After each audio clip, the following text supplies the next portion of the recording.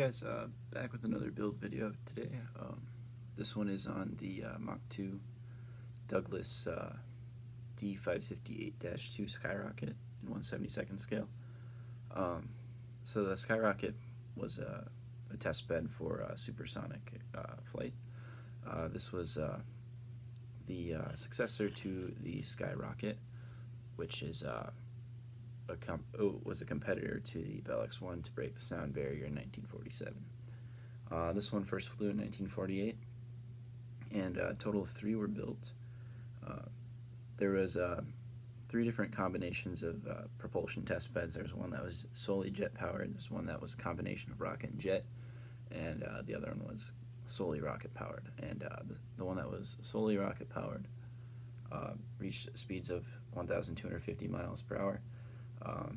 Not sure what it is in kilometers per hour, but it's about 1,060 knots total. So it went really fast.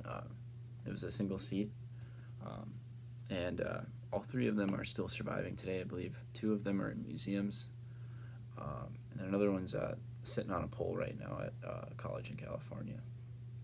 But some pretty interesting history on these early jets and experimental aircraft that the NACA, or the predecessor to NASA, did a lot of work with, and along with the U.S. Navy in this aircraft's case. Being a kit from Mach 2, kind of expected it to be crude. I do have another kit from Mach 2. It's a CB that I'll be getting to eventually.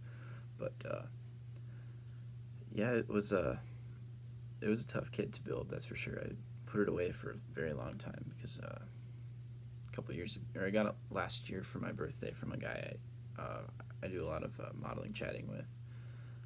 So Glenn, thanks if you're watching.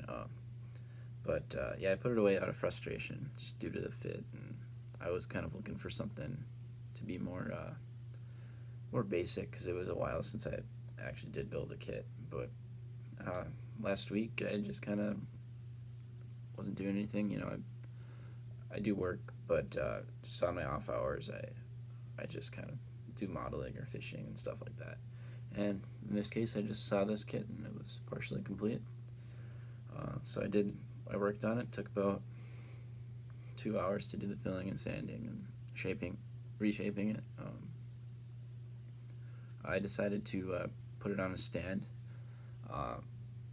just because it looks a little more natural in a flying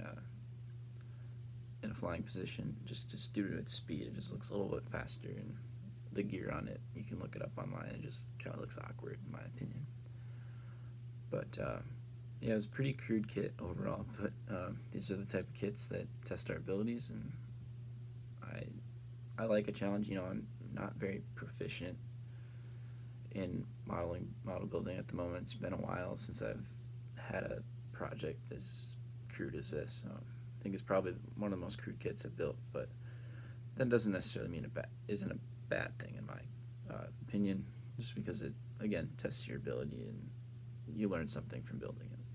And to be honest, the primary reason why I do modeling is just because I really like airplanes and the history behind it. I used to work at the Air Museum in my hometown, and you know, I just kind of got an appreciation for airplanes in general, just the history behind each aircraft, and this is kind of a unique airplane, and I thought I would share it. But yeah, we'll talk about the build. So I started just by kind of cleaning up the parts. They came on really thick sprues, and so you had to be kind of careful when you broke them off, and I required a lot of sanding down on a lot of the parts. And then a lot of refitting. Some of the slots for the wings weren't able to fit, so I had to cut those down. Then just a lot of sanding, like I said, a lot of gaps, a lot of thick ridge lines between the joints. And then, like I said, I did put it on a stand.